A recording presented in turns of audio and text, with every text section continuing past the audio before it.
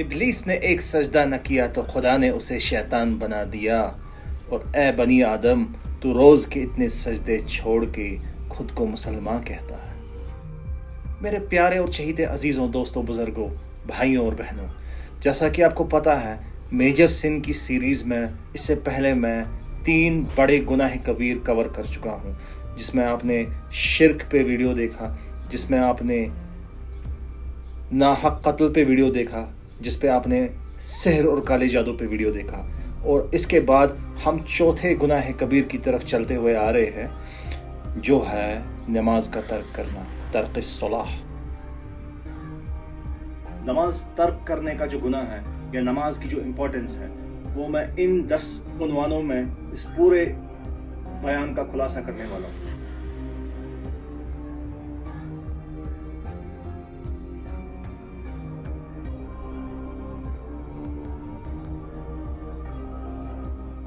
Point number 1, नमाज as a means of physical and spiritual purification।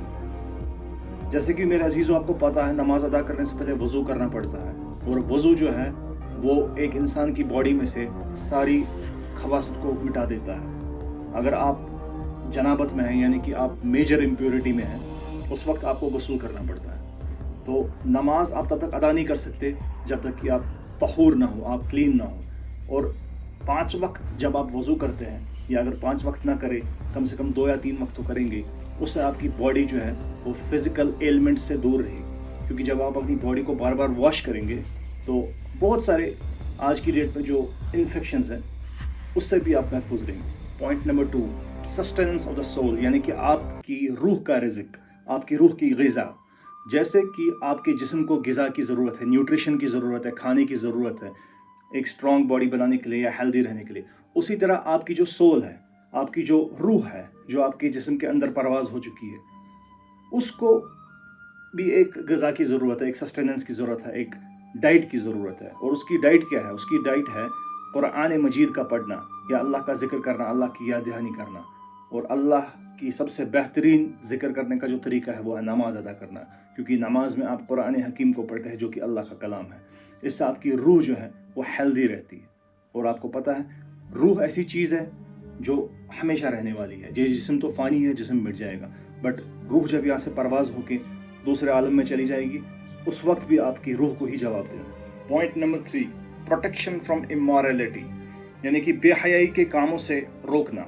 नमाज जब आप पढ़ते हैं तो उसमें आप कुरान हकीम, कुरान मजीद की आयतें पढ़ते हैं, जिससे आपके दिल में खशियत और खौफ अल्लाह ताला का बढ़ता है। और जब आपके दिल में तकवा अल्लाह ताला का बढ़ता है, आपके दिल में अल्लाह रब्बुल इज़्ज़त का खौफ और खशियत बढ़ता है, तब जाके आप बुरे कामों का इर्तिकाब नहीं करते और बेहयाई के कामों से दूर रहते। चौथा पॉइंट दोस्तों, एक डिस्टिंग्विशिंग फैक्टर मोमिन और काफिर के बीच में, यानी कि ईमान वाले में और अल्लाह पे ईमान न रखने वाले में आपस में फ़र्क करने वाली चीज़। रसूलुल्लाह सल्लल्लाहु अलैहि वसल्लम ने फरमाया, एक मोमिन और एक काफिर में जो फ़र्क करने वाली चीज़ है वो है नमाज का अदा करना। यानी कि हम ये कह सकते हैं इस हदीस को समझते हुए कि जो मुसलमान, चाहे वो कलमे वाला क्यों ना हो, उसने कलमा क्यों ना पढ़ा हो और अल्लाह को एक मानता हो, उसके बाद वो नमाज ना पढ़ता हो, तो वो एक बहुत ही पतले से बारीक से धागे के साथ वो इस्लाम की जो है वो डोर पे लटका हुआ है। वरना अगर वो भी ना होता तो उसका ईमान पूरा ख़त्म होता, वो एक मुसलमान नहीं होता। पॉइंट नंबर 5, गुनाह को बख्शने का ज़रिया और अल्लाह के करीब होने का ज़रिया। रसूलुल्लाह सल्लल्लाहु अलैहि वसल्लम ने फरमाया, एक टाइम की नमाज से लेकर दूसरी टाइम की नमाज तक जो सगीरा गुनाह होते हैं, छोटे गुनाह, उनका कफ़ारा वो नमाज है।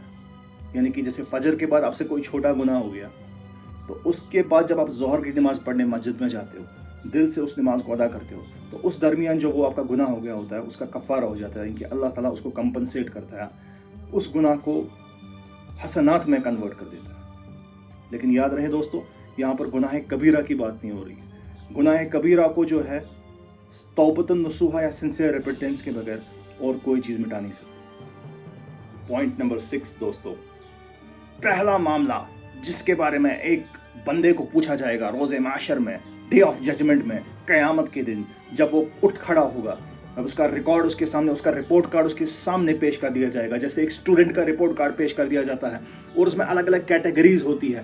اس میں جو ہے جیسے کو کریکولر ایکٹیویٹیز کی کیٹیگری ہوتی ہے، اس میں ایجوکیشن کی کیٹیگری ہوتی ہے، اسپورٹس میں وہ اسٹوڈنٹ کیسا تھا اس کی کیٹیگری ہوتی ہے، اس کا بیہیویئر کیسا تھا اس کی کیٹیگری ہوتی ہے. اسی طرح ہمارا جو رپورٹ کارڈ ہمیں روز معاشر میں دیا جائے گا اس میں بھی الگ الگ کیٹیگریز ہوگی، اور اس میں جو کیٹیگری جو کالم سب سے زیادہ ویٹ رکھتا ہوگا، سب سے زیادہ ویٹیج رکھتا ہوگا، وہ ہوگا نماز کا کالم میرے دوستوں، نماز کا کالم. اور سب سے پہلے ہمیں نماز کا حساب لیا جائے گا. ہمارا جو ہماری نماز ہے اگر پابند ہوگی، ہم نماز کے اگر پابند ہوں گے، ہم نماز صحیح ٹائم پہ پڑھتے ہوں گے، تو ہمارے باقی جو کیٹیگریز ہیں ان کا حساب بھی آرام سے لیا جائے گا، سختی نہیں ہوگی اس میں. لیکن اگر ہماری جو پہلی کیٹیگری جس کا سب سے زیادہ ویٹ ہے یعنی کہ نماز، اگر ہم اس میں فیل ہو گئے تو میرے دوستوں ہمارے دوسرے کیٹیگریز کا حساب بھی بہت مشکل ہونے والا ہے. پوائنٹ نمبر 7 میرے دوستوں، main reason for Muslims to enter heel.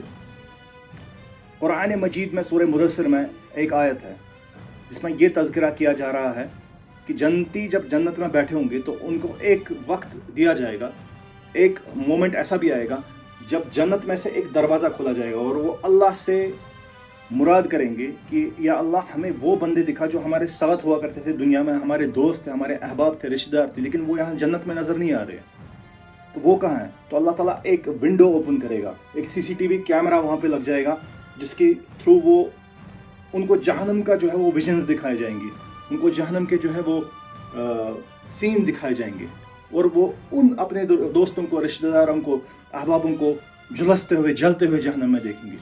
اور وہاں سے ایک کسی طریقے سے وہ کنورزیشن ہو جائے گی کہ جنت میں جو بیٹھے ہوئے ہوں گے جنتی، کسی مائک کے ذریعے یا اللہ تعالیٰ بہتر جانتا ہے اس وقت کیسی ٹیکنالوجی امپلیمنٹ ہو جائے گی جس کی وجہ سے وہ کنورزیشن کر پائیں گے ان جہنمیوں سے، اور ان کا ہم کلام ہوگا آپس میں، اور وہ پوچھیں گے ان جہنمیوں سے جن کو وہ جانتے تھے دنیا میں، ما سلککم فی سقر، اے یار تو ہمارے ساتھ ہوتا تھا دنیا میں، تو مسلمان تھا، کلمے والا تھا، تو جہنم میں کیا کر رہا ہے؟